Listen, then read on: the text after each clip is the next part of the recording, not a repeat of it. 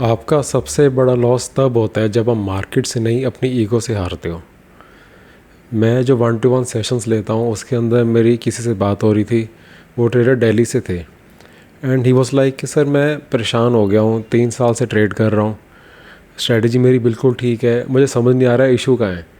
2-3 दिन प्रॉफिट करता हूँ, अगले दिन सारा लॉस, फिर 1-2 हफ्ते प्रॉफिट करता हूँ, अगले हफ्ते सारा लॉस। उनका जर्नी हमेशा ऐसे ही चल रही थी, 3 साल हो गए थे। इस टाइम के अंदर उन्होंने अपने इतने सारे स्ट्रेटजीज चेंज कर ली, इतनी बुक्स पढ़ ली, बट उनको समझ नहीं आ रहा था कि इशू कहाँ पे है। तो देखो ज़्यादातर ऐसे में होता है क्या है कि इशू आपकी साइकोलॉजी में होता है।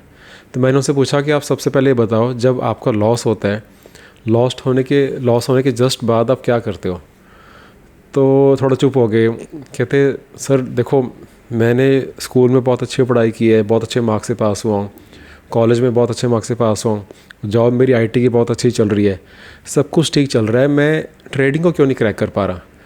तो मैं कहा बट ठीक है, आप जब लॉस होता है उसके बाद करते क्या हो।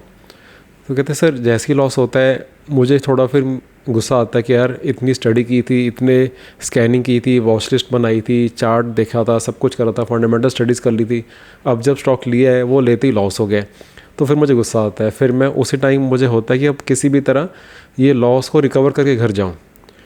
तो सारी जो स्कैनिंग थी, सारी जो स्ट्रेटजी थी, वो सारी मुझे उस टाइम नहीं ध्यान रहती, मुझे होता है बस अब रिकवर करके घर जाना है, मैंने लॉस में नहीं रहना। वो ईगो के अंदर अपनी मार खा रहे थे। वो अपनी ईगो सेटिस्फाई करने के चक्कर में बार बार एक जो लॉस होता था उसको रिकवर करने के चक्कर में अब और बड़ी पोजीशन साइज़ ले लेते थे। इसको कहते हैं रिवेंज ट्रेडिंग। वो रिवेंज के चक्कर में ट्राई करते थे कि किसी तरह मैं अब ये लॉस को जल्दी से रिकवर कर लूँ। उसके लिए चाहे मुझे बड़ी पोजीशन साइज़ लेनी पड़े या मुझे फ्यूचर ऑप्शन करना पड़े, किसी तरह बस मैं प्रॉफिट जल्दी कर लूँ। क्योंकि उन्हें लगता है कि अगर मैं बाकी सारी चीज़ों में मैं इतना अच्छा कर रहा हूँ, मैं ट्रेडिंग में क्यों हारी जा रहा हूँ। जबकि ट्रेडिंग में आप 10 में से अगर 5 ट्रेड आपके ठीक चलते हैं तब भी आप बहुत अच्छी ट्रेडिंग कर रहे हो। यहाँ पे प्रोबेबिलिटी की गेम है, यहाँ पे सारा कुछ ठीक नहीं होगा। 10 में से 5 ट्रेड के अंदर अगर आप जो ट्रेड ठीक चलते हैं उसको अगर आप लंबा चला पाते हो, जब तक कि आपका ट्रेंड चलता है, जब तक आप उसको ट्रेंड के हिसाब से राइड कर सकते हो, तब तक अगर आप उसे राइड कर लेते हो एंड अगर उसमें लॉस होता है तो अपने स्टॉप लॉस को लेना। जिस लेवल पे आपका स्टॉप लॉस आपने सोचा था, जिस लेवल पे अपना स्टॉप लॉस मार्क किया था, वहाँ पे अपने स्टॉप लॉस को ले लेते हो तो कोई इशू नहीं है, इसमें कोई दिक्कत नहीं है। आपको इस चीज़ को अपनी ईगो पे नहीं लेके जाना है। आपका स्टॉप लॉस है ही इसलिए, उसको स्टॉप लॉस इसीलिए कहते हैं कि एक लॉस को छोटा कट करके निकल जाओ और अपने अगले ट्रेड पे फोकस करो। स्टॉप लॉस ना हो ऐसे कुछ नहीं आप कर सकते, आप स्टॉप लॉस को अवॉइड कभी नहीं कर सकते।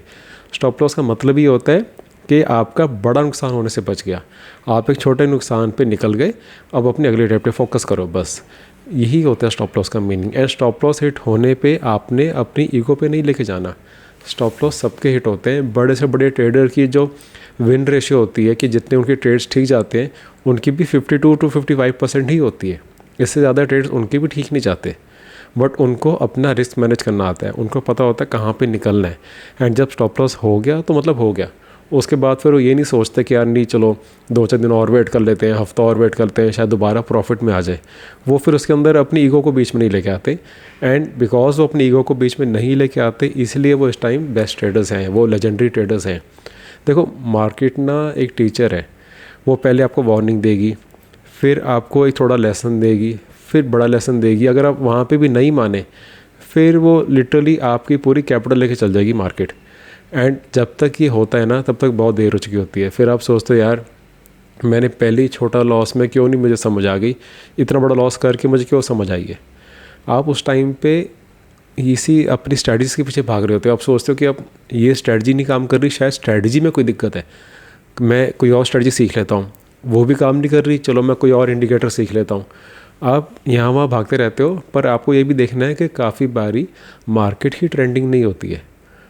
मार्केट जब ट्रेंडिंग नहीं है, साइडवेज चल रही है, चॉपीनेस चल रही है, तो उसके अंदर आपने कुछ नहीं करना होता। आपको काफ़ी बारी मार्केट में फ्री बैठना भी आना चाहिए। ज़रूरी नहीं है कि हमने हमेशा कुछ ना कुछ ट्रेड करते रहना है। अगर मार्केट ट्रेंडिंग नहीं है, साइडवेज है, उस टाइम पे आप कुछ ना कुछ ट्रेड करते रहो एंड लॉसेस करते रहो। उससे अच्छा तो है कि आप थोड़ा टाइम फ्री बैठ जाओ। एक तो लॉसेस भी नहीं करोगे, आपको रिवेंज ट्रेडिंग वाला वो भी नहीं आएगा माइंड में, एंड साथ में आप आराम से अपनी इमोशनल कैपिटल भी बचाओगे। देखो 2 टाइप की कैपिटल होती है, emotional capital and financial capital.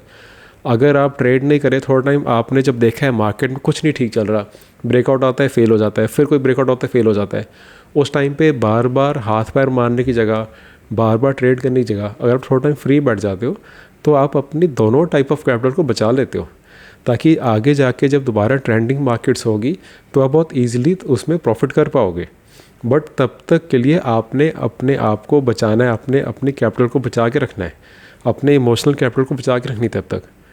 अगर आपको अभी तक देखो बिल्कुल ही नहीं पता कि कैसे ट्रेड करना है, कैसे कोई चीज़ स्कैन करनी है, कहाँ से स्कैन करना है, कौन सा स्टॉक लेना है, कहाँ तक रखना है, एग्जैक्टली कहाँ बेचना है, अगर आपको नहीं पता, वो मैं आपको पता होता है, मेरी लिंक मैंने नीचे दिया होता है अपनी ऐप का, उसके अंदर से आप मेरी कंप्लीट वीडियो सीरीज़ जो है वो ले सकते हो।